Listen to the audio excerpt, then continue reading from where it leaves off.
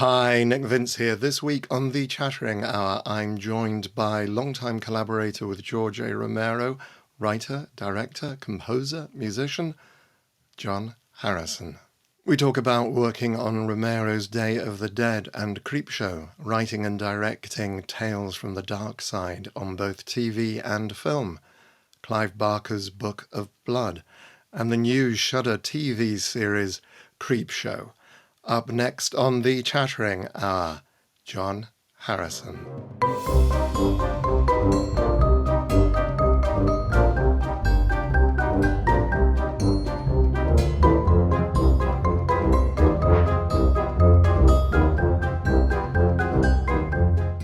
John Harrison started his career directing rock videos and as the first assistant director on Romero's Day of the Dead and Creepshow, for which he also composed the scores. He wrote and directed the 6-hour Emmy Award-winning adaptation of Frank Herbert's Dune and wrote the sequel, Children of Dune. For Disney, he co-wrote the animated feature Dinosaur and on TV has written and directed episodes for Leverage, Profiler, Earth 2, and Tales from the Crypt.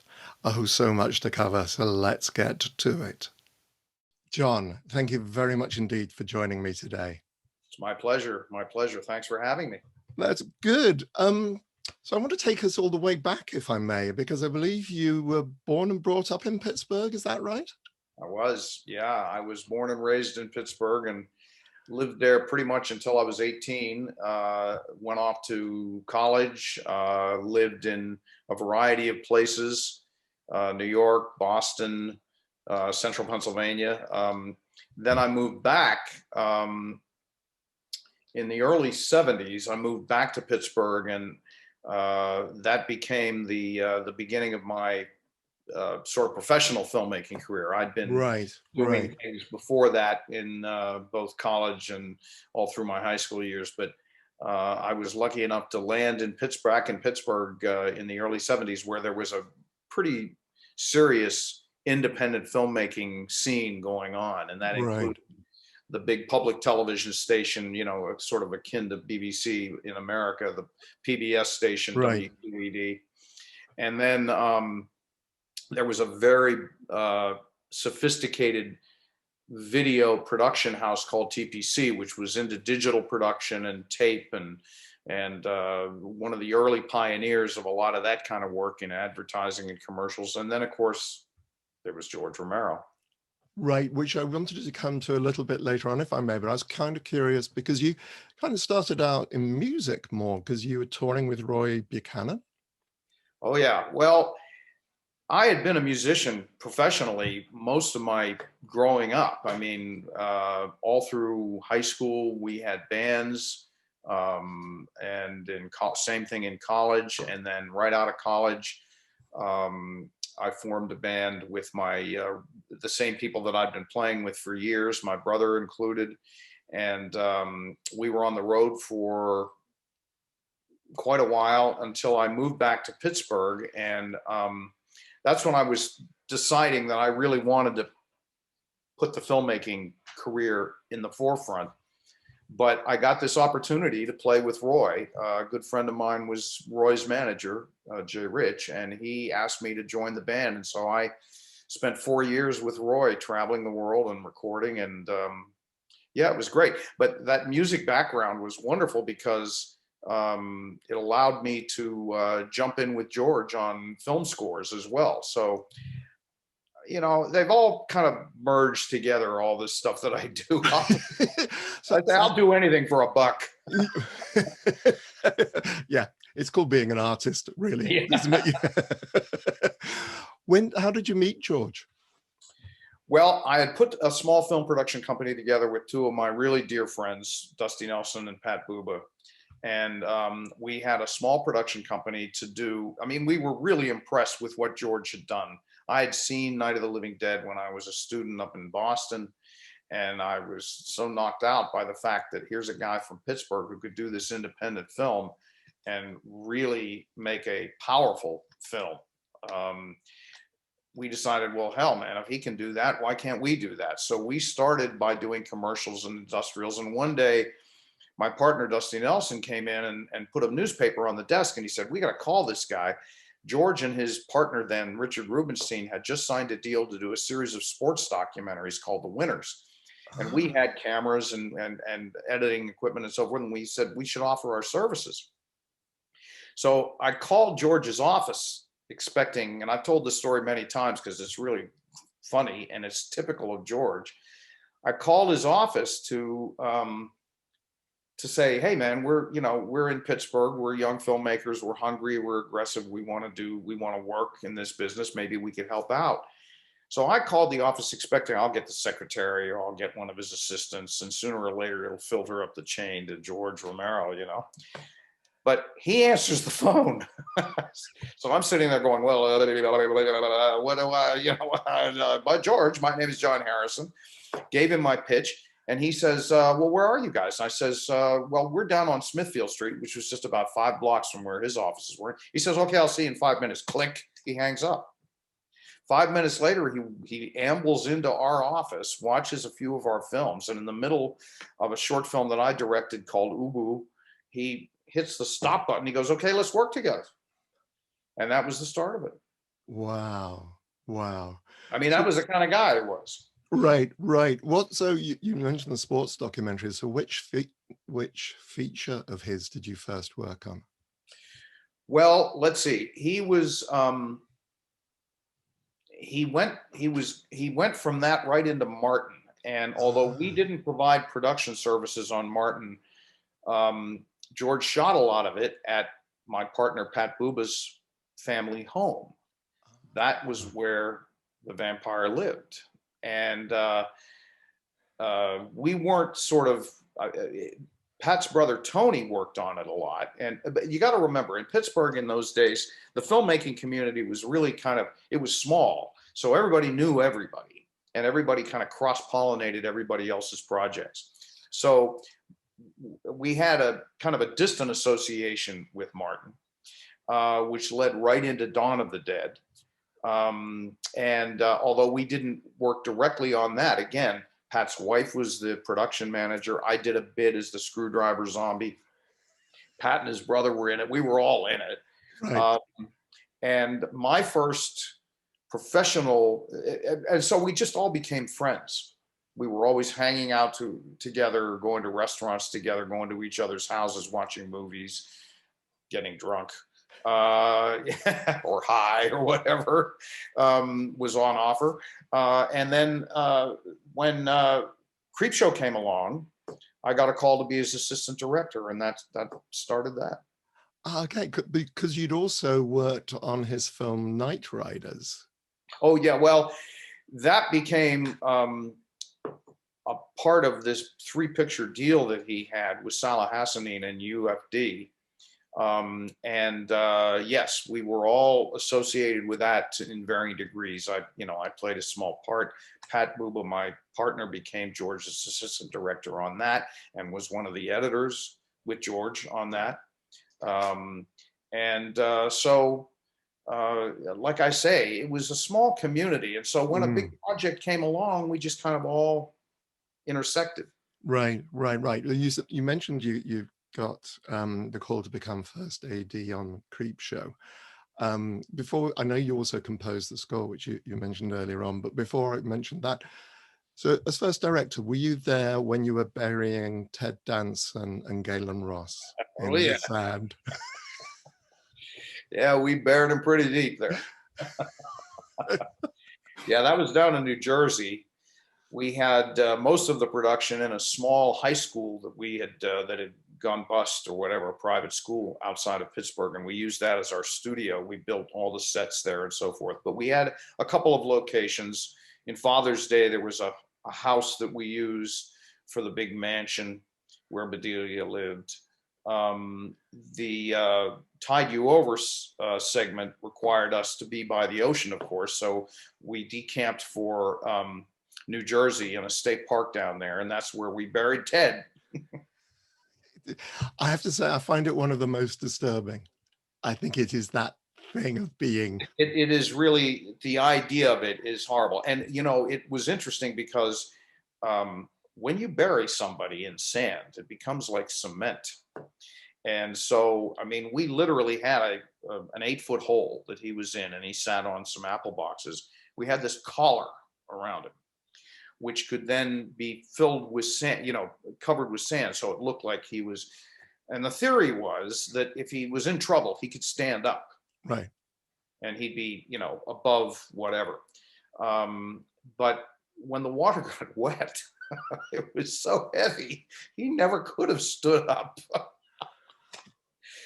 Fortunately, we didn't drown him, of course, and he went on to have this remarkable career. Yeah. But we buried him close to the shoreline. But of course, we weren't going to let the tide come in and really go over him. So this brilliant special effects guy named Ed Fountain, who is still to this day one of my dear friends, built this wave machine, which was a remarkable engineering thing of this big. How do I describe it? This big container of about 4 or 5 sub-containers that could each be released on cue. And it was filled with water. And so the tide would come in a certain level, then you'd release another one and it would come in even further. And then you'd release another one, it'd come in even and go over his head.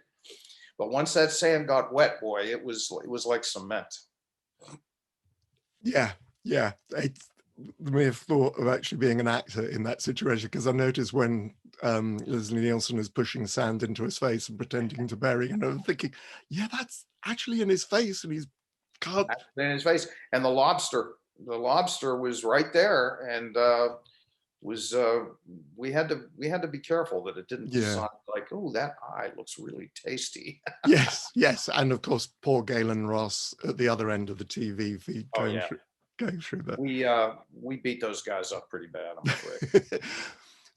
So when did George ask you to do the music, or was it George or one of the producers asked you to do the music? No, it was George. I mean, this is an interesting story. Again, I've told many times, and it's but it is indicative of how George worked. You know, he was not a musician, but he had an incredible musical sense, and he also had one of the best collections of soundtracks that I'd ever seen. LPs, you know, like, you know, just stacks and stacks of them. He loved movie music. And so he could hum along with what he had in mind. And he cut most of his early films with library tracks, what we used to call needle drops. And you would buy these things from Capitol Library or what was the other big one? There were several, and you could buy a number of old tracks that they owned the copyrights to. You could license them for your film, and then you could use them in your film. And it was a cheaper way than hiring an orchestra and a composer.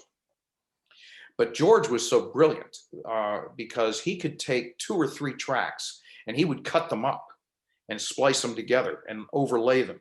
And so out of 2 or 3 old scores, he would create something entirely new that would be better suited to the picture. So when we were going to do Creepshow, that was the idea, because Creepshow was a comic book after all. And so he wanted to use that kind of style of old 50s horror movie music. But when we got some of the pieces in, some of the fidelity wasn't great, and it wouldn't lay up against the picture as easily as we wanted. And I had some gear, and I said, well, look, maybe I can create some transitions here and there, and we can just fill in a little bit. We talked about it. But then just one thing led to the next, and I ended up scoring about 80% of the movie, 90% of the movie. Because George said, oh, I like that thing. Why don't you do some more of that? So I'd go home and go sit at the piano, work on a few things, get the gear up, set it down, record it. And then, of course, we did the whole formal production. I went into a studio and we recorded it. But that's kind of how that got started. Right. So were you composing whilst he was editing? Yeah.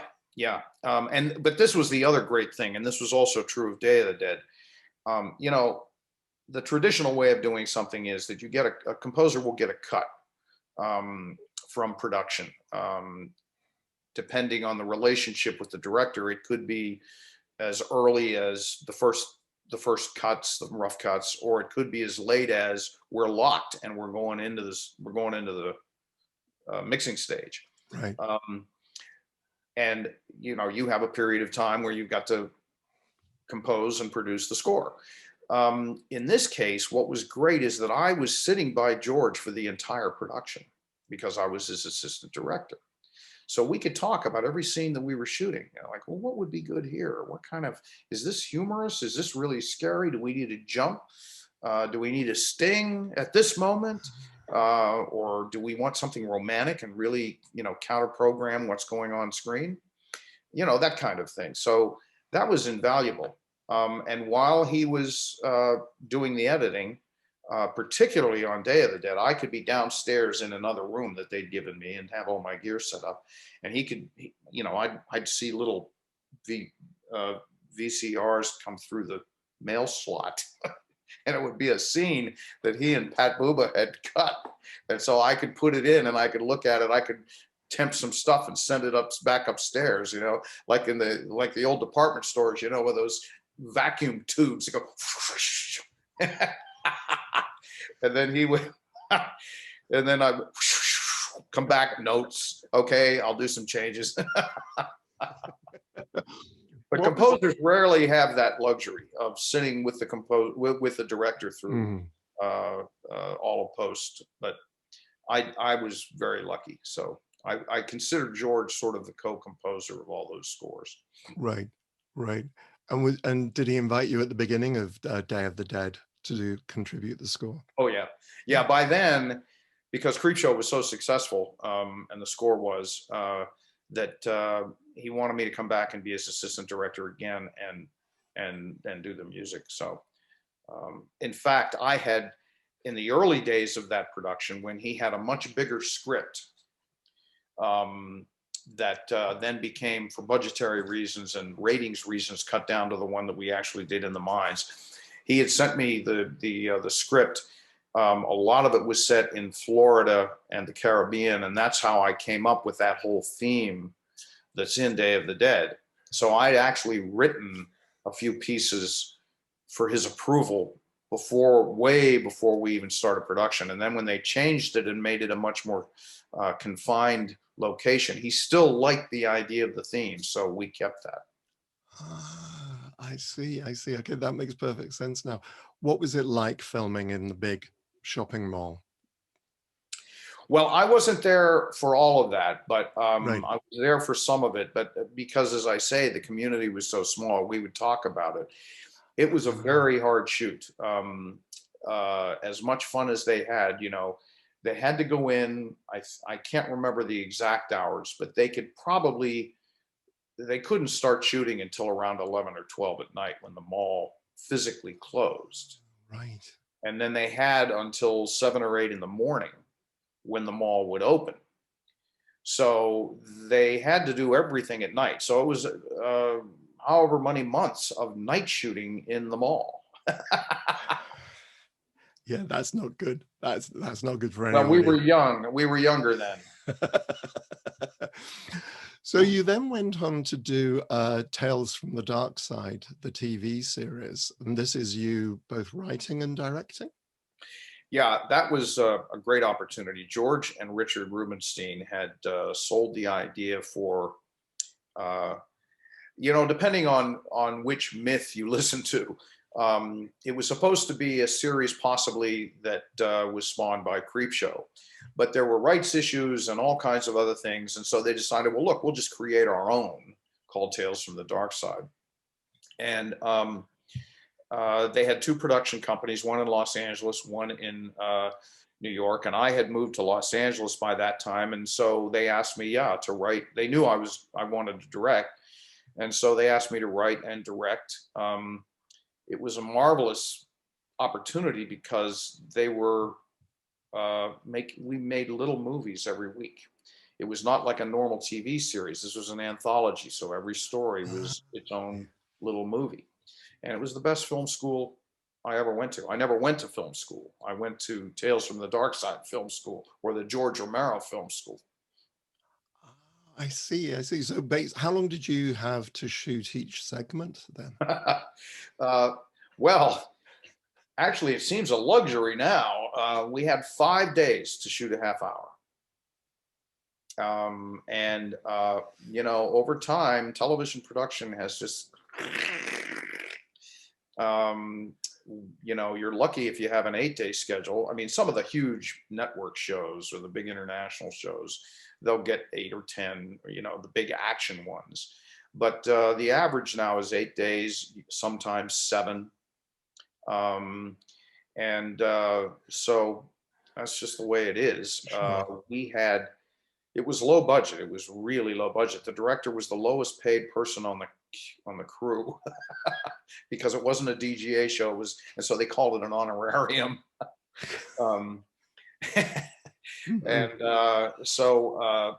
yeah, but hey, I would have done it for nothing. Sure, sure.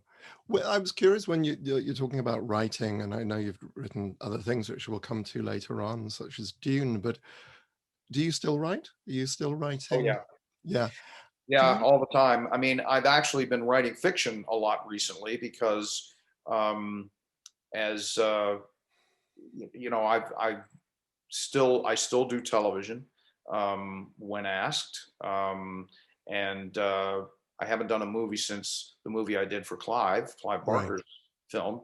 Um, but so I get I get bored easily. So yeah, I write all the time. right, right. Do you listen to music whilst you write? No, I don't. I know a lot of guys do. I was talking to Josh Mallerman, who is the writer of Bird Box, the other day, because Right, I directed one of his scripts for Creepshow. And he was telling me that when he wrote Bird Box, he was listening to Creepshow the entire time. And I know Steve King listens to music all the time. When he would be down in Pittsburgh working with George, we'd come into the office and he had been in there writing early, and you'd hear this rock and roll blasting out of the room he was writing in. And I just can't do that. If music is playing, my mind just goes mm, right over there, and I start listening to that and thinking about that as opposed to what I'm writing. I almost have to just get into my head by myself when I'm writing. So I can't listen to music while I'm writing. right, right, right. And as well, you mentioned Tales from the Crypt. You also wrote a couple of episodes for Tales of the Crypt. Is that Yes, right? yeah, I wrote a couple of those, directed a couple of those. Uh, that was when in the early '90s, and Yeah. that was great. They were 5-day shoots too. We had quite a bit more money though. That was more of a Hollywood production. Yeah, I had a great time on Crypt. Right, because did you work with John Casea in that case, the voice of the Well, I Crypt didn't Keeper? know because he was really kind of off camera. You know, Right.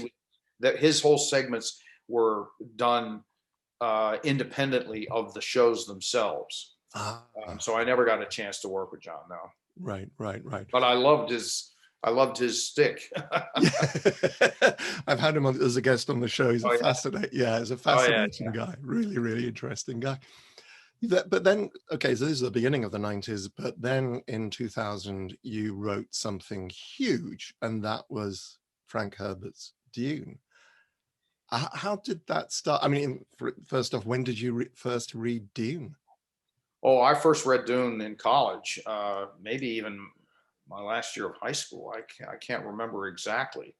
And that and Asimov's Foundation trilogy were just like seminal. I mean, they were, you know, holy crap. This is really, I was never a techie. I was never a hardware guy or space operas. I mean, Right. I loved the human drama of the human condition in Herbert's work and Asimov's too. But Mm, um, that was what really appealed to me about Dune. I wouldn't have imagined ever being given that opportunity. But it just so happens that Richard Rubinstein, that I had worked with George for many years, had his own company by then.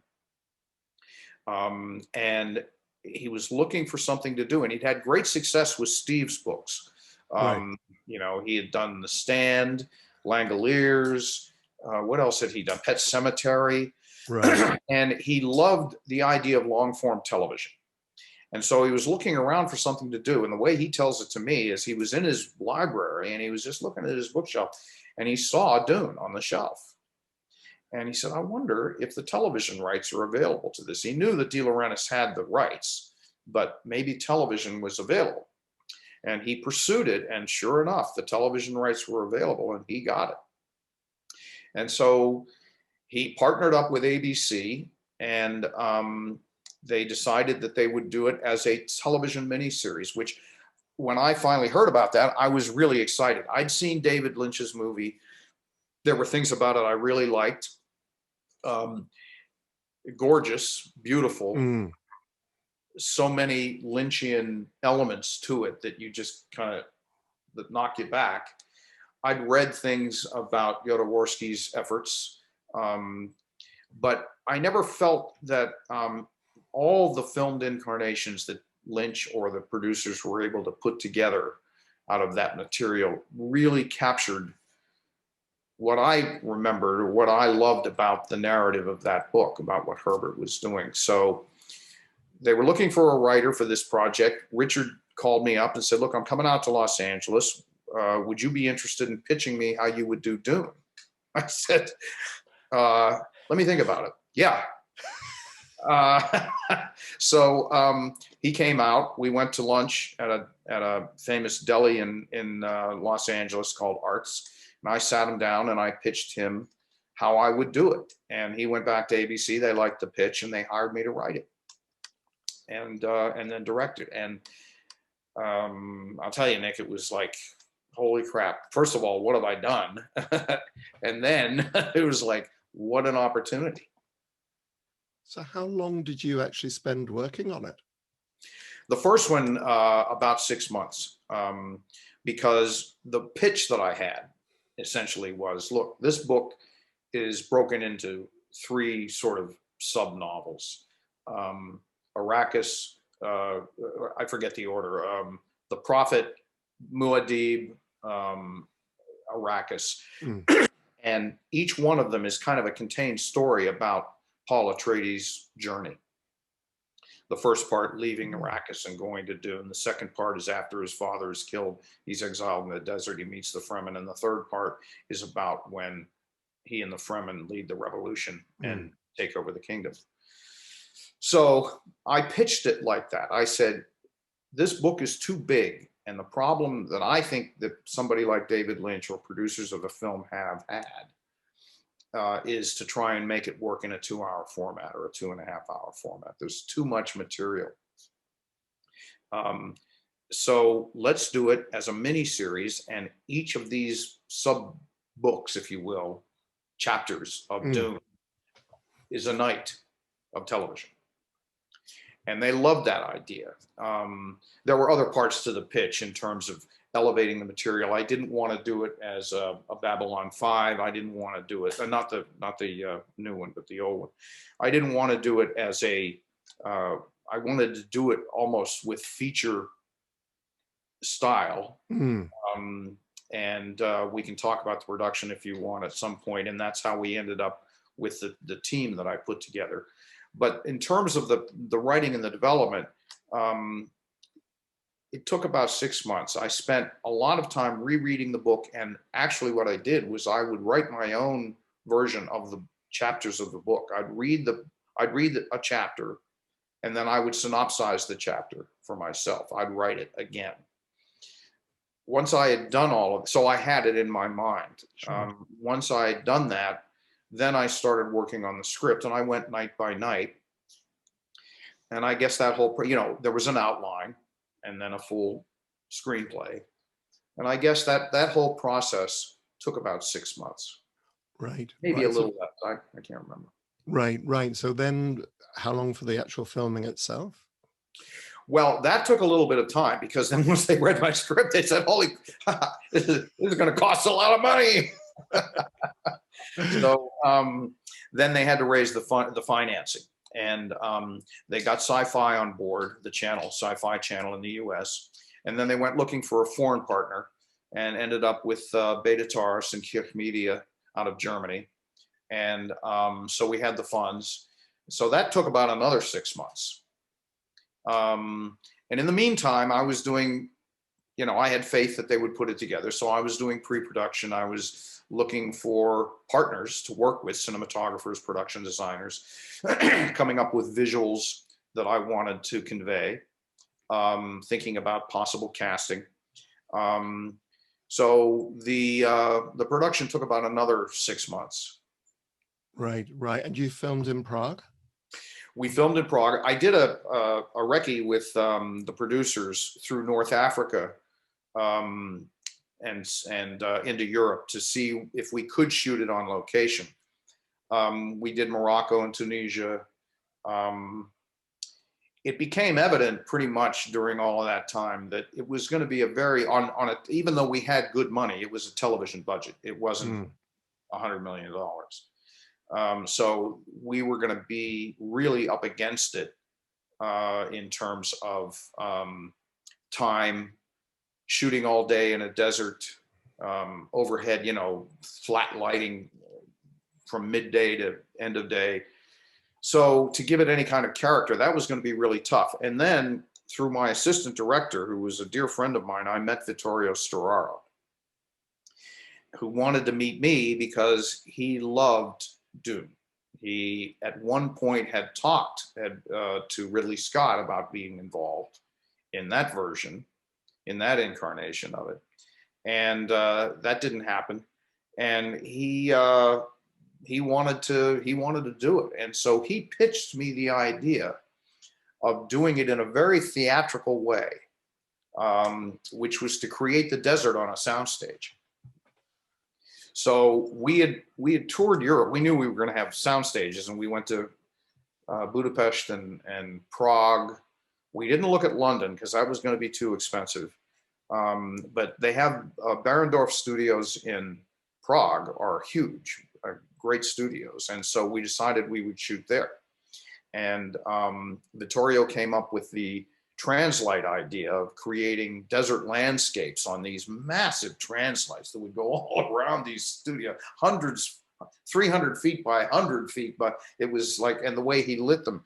And so, and I also had a phenomenal production designer named Miljan Krajkovic who could integrate those backgrounds with massive sets that we built on the soundstage. And so we did the entire production on the sound stages of Prague. Wow. Well, and how long were you filming for then? About 6 months. Another 6 months. Yeah. So about a year and a half in total, best part of 2 years. Yeah. But it won Emmys. It was very successful financially. The director's cut video still sells. I mean, it's obviously one of the proudest achievements of my career, such as it is. Well, it's a pretty extraordinary career, but you then went on to write Children of Dune. Yeah. So when we were doing Dune and in post-production, I said to the producers, look, we should have the next one ready to go. There were 7 books in this series, and we should really be ready for the second miniseries because this is going to be successful. I guarantee it's going to be successful. Oh yeah, John. Yeah, we know it's going to be successful, but we better wait and see how it turns out. And of course, it turned out that it was very successful. And then it was like, okay, how fast can we have the screenplay? And okay. So that one took a little bit less time. And I have to admit that I had been doing some prep and some notes and how I was going to do it. So I pitched them the idea of taking the next 2 books, which was Dune Messiah and Children of Dune, and combining them. Because Dune Messiah is, if you know the series, Dune Messiah is a relatively short novel. Right. And it's really the period of time when Paul realizes that what he has started is starting to spiral out of control. That him as the Muad'Dib and the religious fervor that's growing up around him is becoming a fanaticism. And so he's really desperate to kind of pull this back and can't do it. And eventually abandons his role as the Muad'Dibin goes off into the desert. His children in Children of Dune then become, and so I transitioned into that. That becomes the story of Leto, young Leto, Right. and his emergence as the Kwisatz Haderach and him going off into the desert, and then Right. eventually becoming the God Emperor. So I pitched that idea of taking those two books together, and they agreed, and that's what we created for Children of Dune. I see. And then a little bit later on, you you worked again with George on Diary of the Dead. Yeah, that was fantastic. Well, George and I had been pitching a lot of shows around town. We kept trying to revive the idea of an anthology series. Couldn't do it. Now, of course, that's, we were, I guess, ahead of the time. He had a brilliant adaptation of Dracula, which we were going to do as an ABC primetime 4-hour special. It was great script. It was very true to the book, and we were going to do that. We had a lot of different things that we were doing, and George's partner at the time, Peter Grunwald, found a producer that wanted to finance another zombie movie, and that became Diary of the Dead. So we collaborated on that. Basically, I was there as a sounding board, Right. with Peter and George, as George was writing it, and then of course I went up as one of the co-producers or executive. I can't remember what they called me, but so I was there for the production. Right. And then you mentioned earlier on Clive Barker's Book of Blood. How did you get involved in that? Well, there was a producer named Jorge Saralegui, whom I liked very much and had pitched many times over the years when he was a studio executive. And I had read that Clive had put together a company with Jorge to take his Books of Blood short stories and turn them into movies. And of course, I had read all of Clive's stuff and loved all of Clive's stuff. And Disney had actually hired me at one point to adapt his Zabarat novels. And so I had started to work with Clive, and I did an adaptation. Unfortunately, management changes and, the old story, that never got made. I still love those novels, and his paintings, if you've seen them, are just phenomenal. That began my relationship with Clive. And so when I read that he was going to do this series of Books of Blood, I called Jorge and I said, I want to be in on this.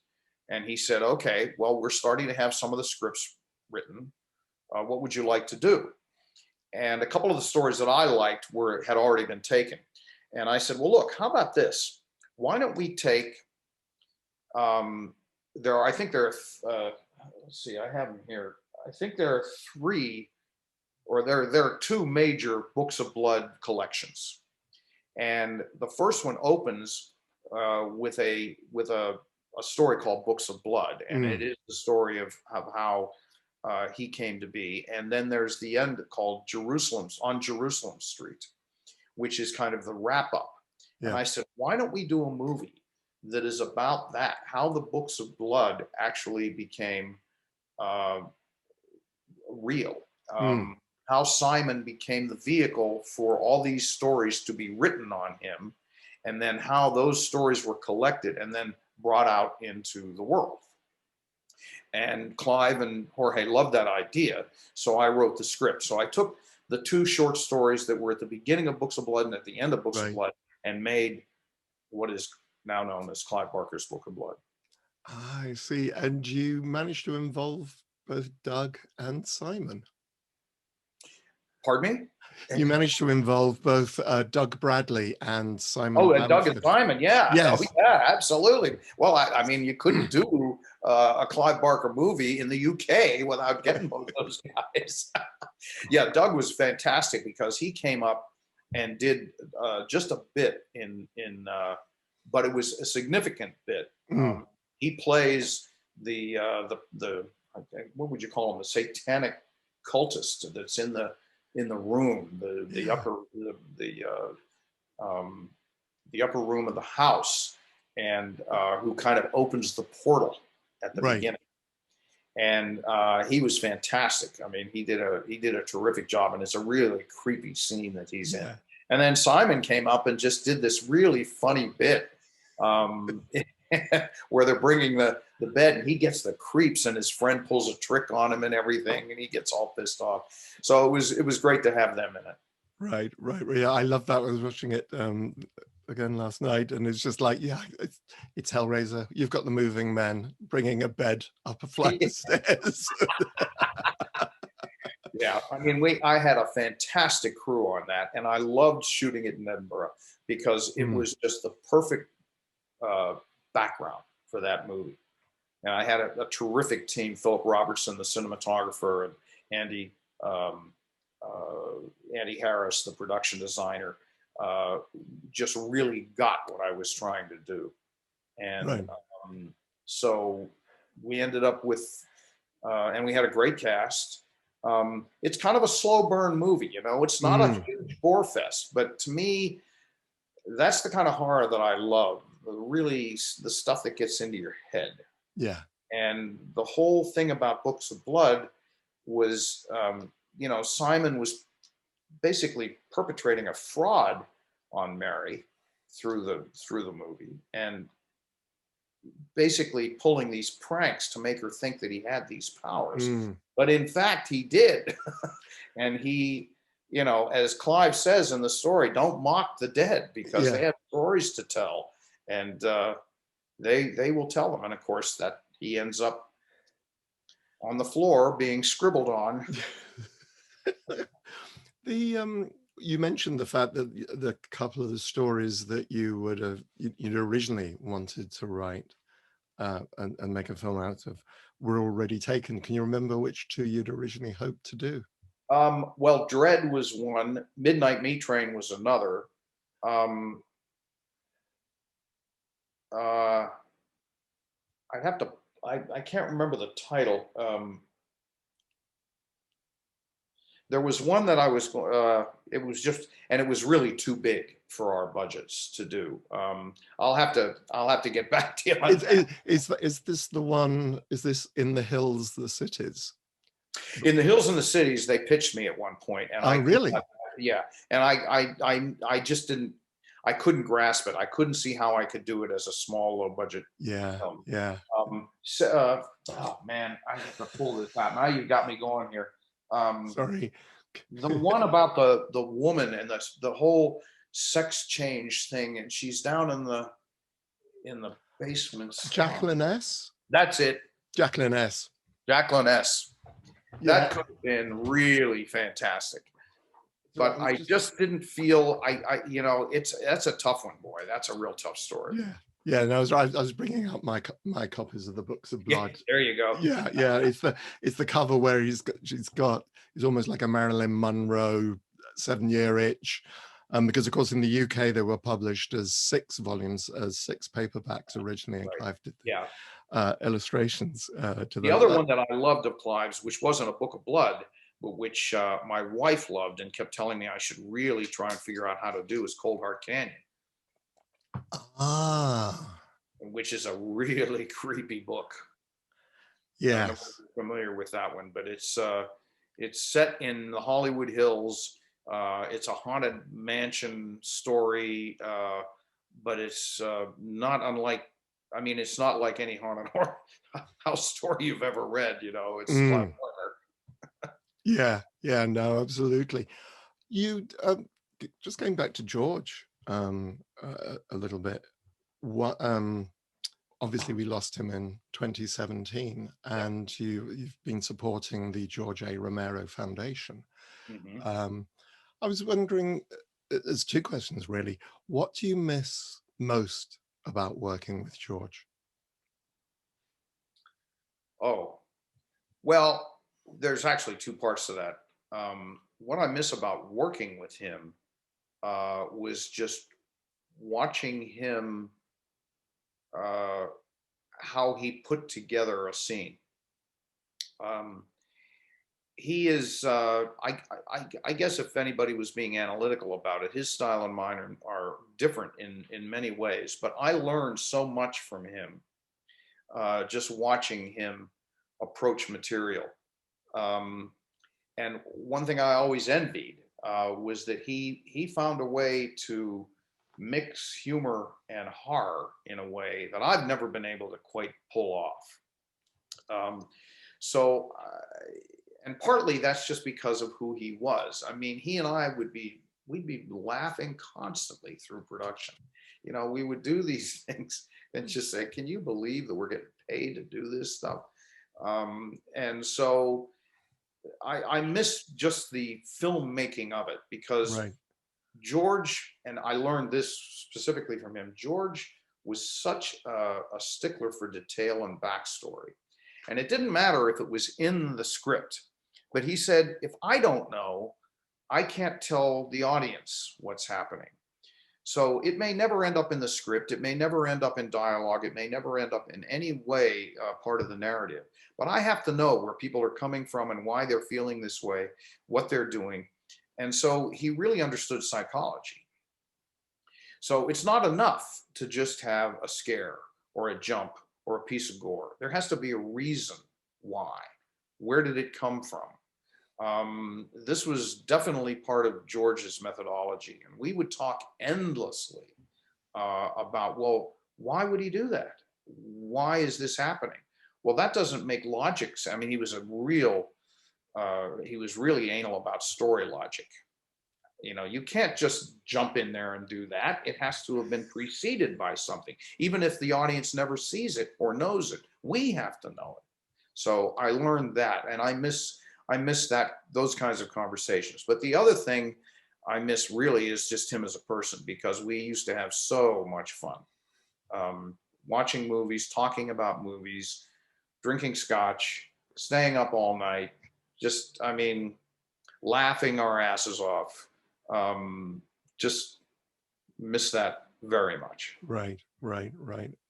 And I mentioned the George A. Romero Foundation. Yeah. How's that going? Oh, it's wonderful. It's absolutely wonderful. Suzanne, his widow, Suzanne de Mm, Rocher, has definitely pushed this thing forward. We've got great partners at the University of Pittsburgh, where the archives is, and where we're starting all these new initiatives.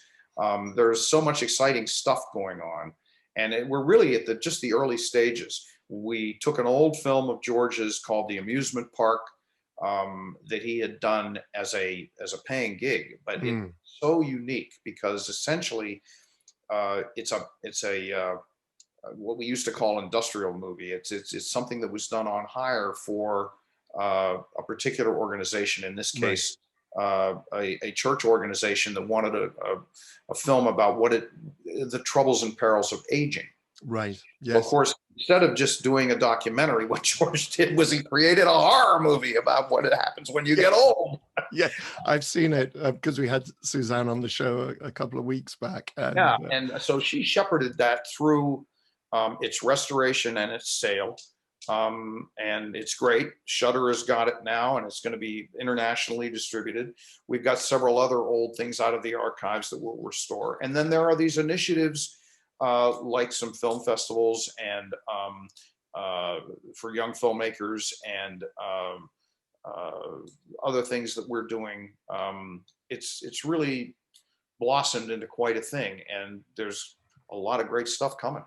brilliant, brilliant. Oh, it's really exciting. You were talking about Shudder a few moments ago, and of course, today sees the release of season 2 of Creepshow. I think there's Yeah, one episode out already very. over in the UK. Um, but you directed 4 episodes on the first season. Yeah, well, it's interesting because the way Greg Nicotero, the executive producer, has organized this, um, it's an anthology series with 2 stories in each hour. So each story is, you know, depending on the type of story, can be anywhere from 20 minutes to 30 minutes or whatever. And 2 of them go into an hour. So when I went down to do the first season, and Greg and I have known each other for, going all the way back to Day of the Dead. Right. And that's his initial relationship with George. And then he founded K&B Effects with his partners, Howard Berger and Bob Kurtzman. And that has become, this phenomenal company, all these major movies. And then he became involved in Walking Dead and has become the executive producer of that. And Shudder came to him and wanted to revive Creepshow, and he sold them on the idea of doing 2 stories in every hour, which is really terrific. So when I went down there for the first season, I had 2 stories I was going to do. And then he asked me to stay on and do 2 more.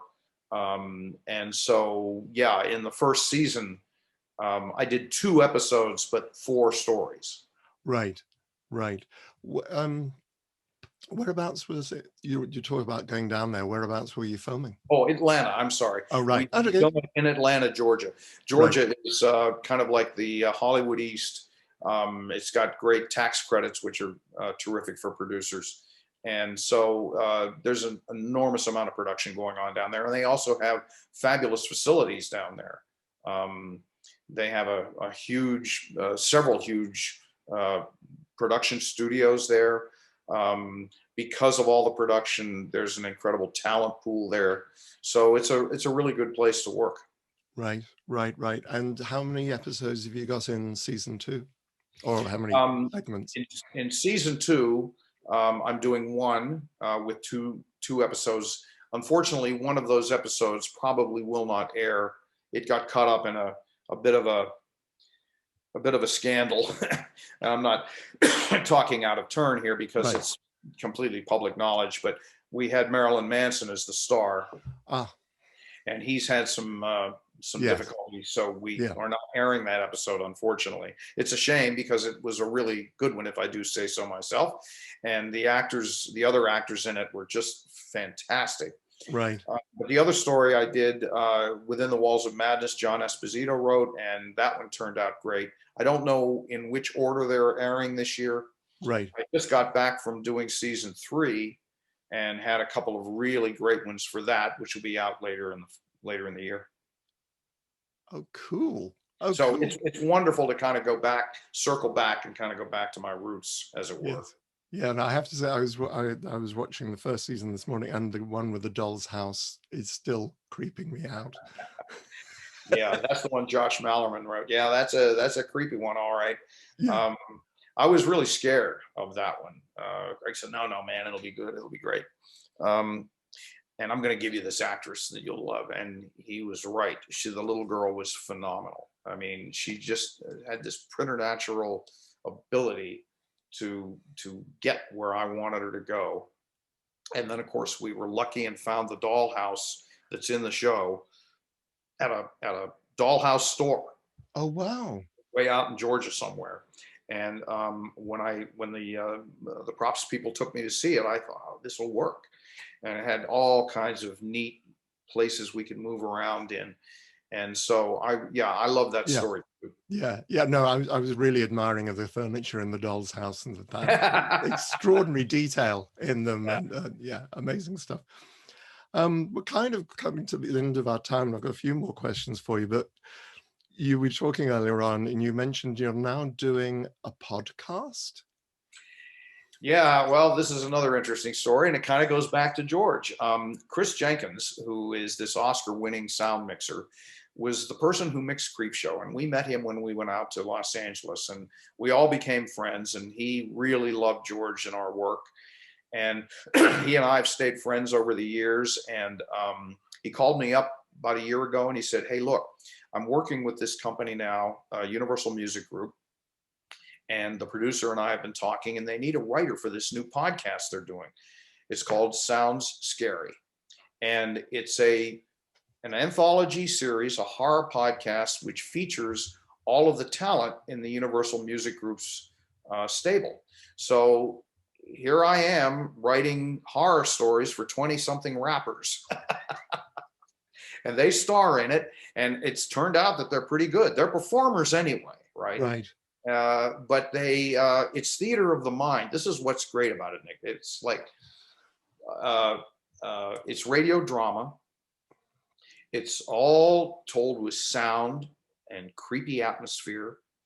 And so we're going to do a full season of 8. They'll drop sometime in the fall. We're in production on them now. And I've written 6 and 2 more to go. And it's really fun. It's a challenge because I can't rely on visuals. I have to figure out a way to tell this story with sound. Yeah. But we're also going to mix them in a way that's going to be totally immersive. So when you have your headsets on, you're going to be completely in these environments. And hopefully it'll be scary as hell.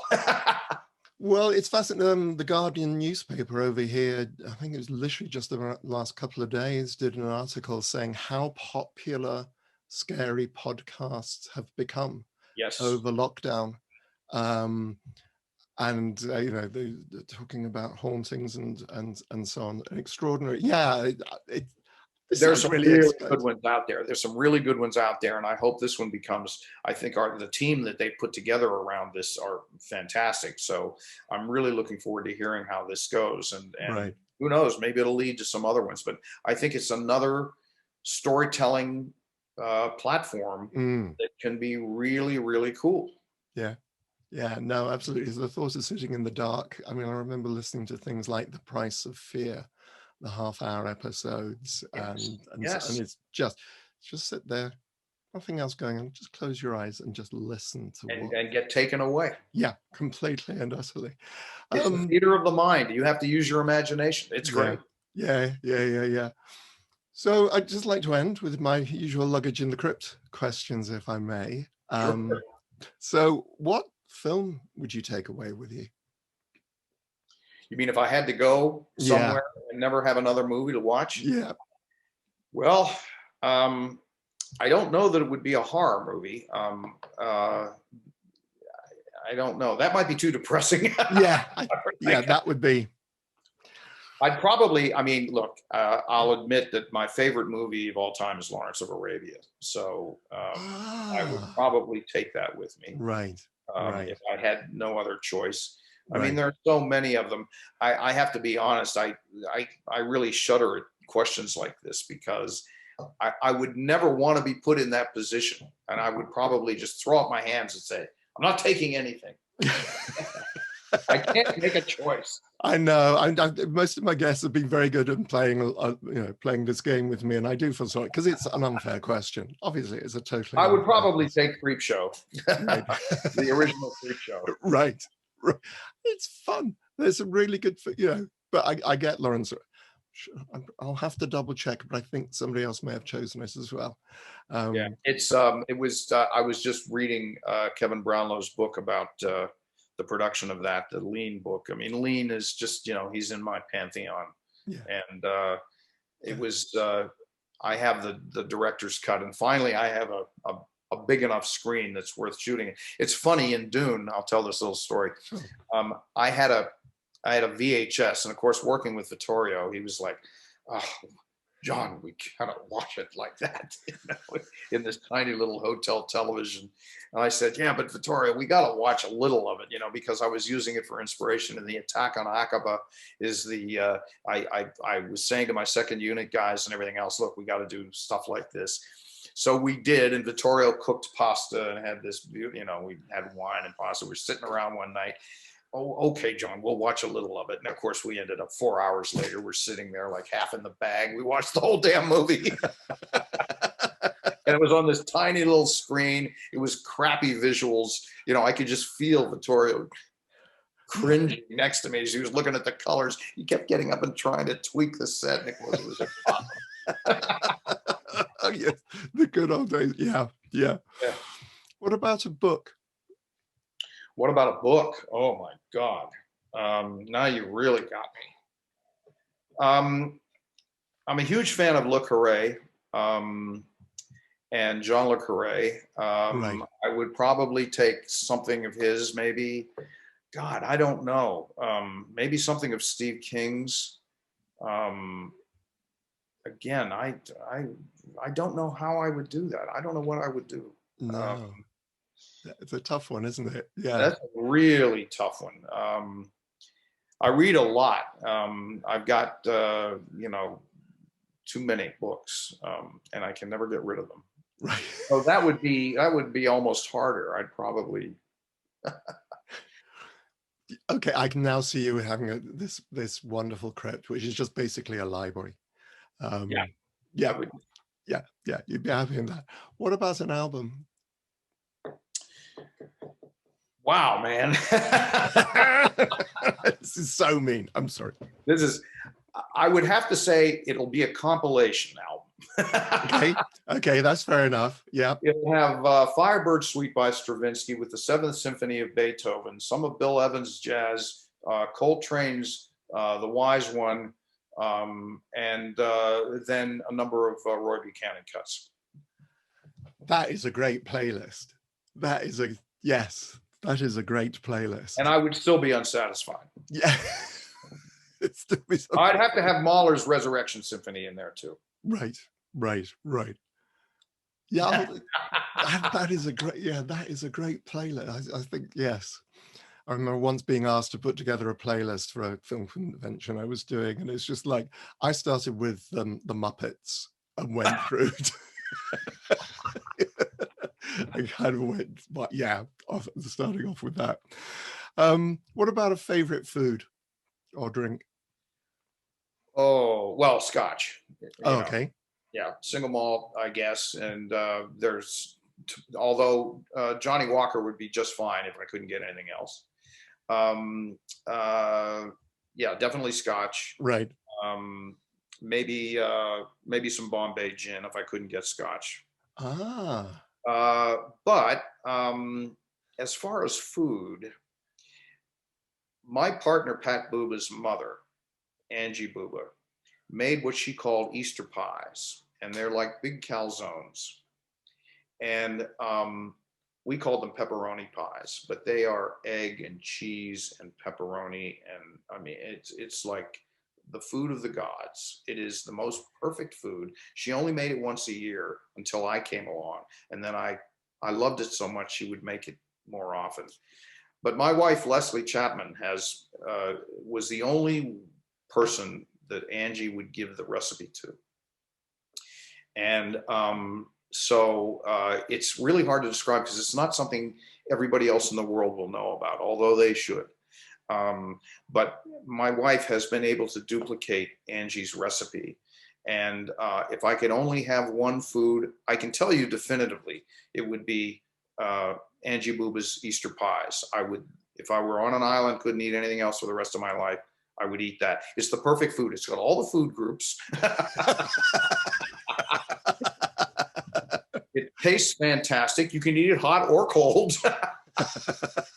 And they're big. You can't eat one. Well, you could eat one, and I have eaten one at one sitting, but you get 2 or 3 meals out of them. It's, oh God, if I had a picture, you'd know what I was talking about. Right. And you say calzone, which is basically pizza folded in half. And yeah, exactly.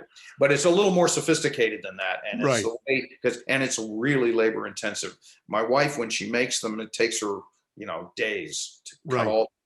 Things have to be cut a certain way. You have to have certain ingredients that have to be specific brands. They can only be that. If you don't use that, and for example, you have to use Crisco lard to make the crust. If you don't, it won't taste the same. It has to be the way Angie and her Italian forebears made it. It sounds delicious. And yeah, we've got Easter coming up, so hopefully you may get one. What about a piece of visual art? Painting, sculpture? Well, that's hard to say too. Recently I've been really taken. I don't know that I would want this to be the only thing that I can have, but I've been recently taken with Francis Bacon's work and Lucian Freud's work. I also am really into this Polish artist named Beksinski. You could call it surreal, but it's much more than that. very disturbing stuff in a way, but it's imagery that is very complex. But I suppose that would probably depress me if I had that to look at for the rest of my life. My go-to artist is Goya. So it would probably be something of Goya's that, I have the 3rd of May print back there. Right. It would be something of his, probably. Right. I don't know. I mean, again, what am I, an idiot? I not take a Caravaggio or a Rembrandt or what, some kind of Picasso or how can I make that choice? I know, but it's curious. It's just kind of hearing what first comes to people's minds. I always find absolutely fascinating, and I get the Goya, and I also see what you mean about Lucian Freud, etc. And Francis Bacon might be depressing. Yeah, Bacon is. I just watched the documentary about him, and he was quite an interesting character.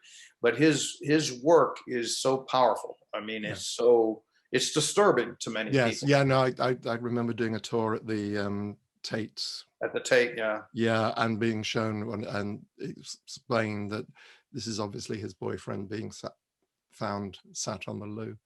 Right. And of course, there's a great film with Derek Jacobi and Daniel Craig. Really? Yes. Can't even remember. What's this? I haven't heard this. I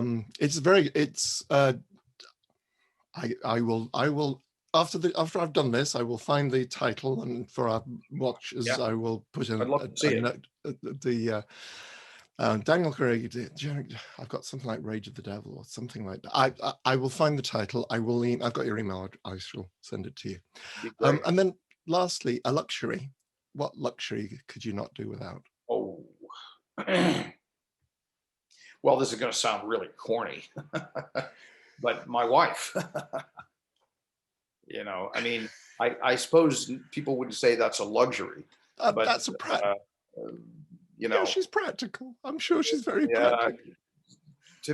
So, and it sort of fulfills all the necessary requirements of creature comfort and contentment and safety and blah, blah, blah. I think it's a wonderful choice. I think that she may have views, but I think we'd respect those entirely. Well, like luxury, there's always problems with it. Right? I so hope she's not watching this. There's always difficulty with luxury. Yeah. Getting hold of them. Yeah. I'm not going down this road. Yeah. All right, we'll leave it there. Yeah.